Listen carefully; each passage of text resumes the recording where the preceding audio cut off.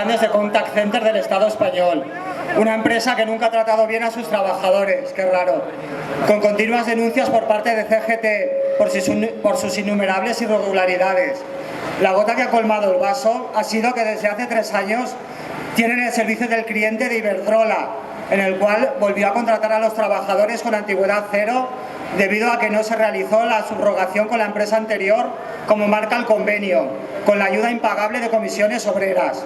Y no contenta con los beneficios que esto le ha reportado, ganando de otras plataformas de este cliente, ha decidido sin ningún miramiento despedir el 22 de marzo a 16 trabajadoras, la mitad de ellas de las más antiguas, por reestructuración, cuando la verdad es que por sus cargas familiares no pudieron cambiar de turno. Pero un mes después, el pasado 22 de abril, volvió a despedir a 27 trabajadores y trabajadoras por disminución del volumen de llamadas. Hecho este de la disminución de llamadas algo totalmente puntual. No contentos con eso, en Madrid han cesado a 79 trabajadores y trabajadoras y en Vigo tienen un ERE o algo parecido con 94. Sabemos que volverán a tener que llamar en breve. Tendrán que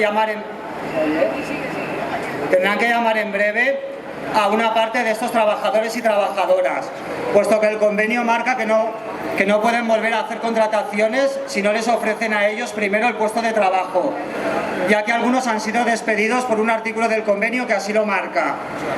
Pero nos parece del todo ratero que quieran ahorrarse unos euros por un mes o 2 de no tener a estos compañeros y compañeras trabajando.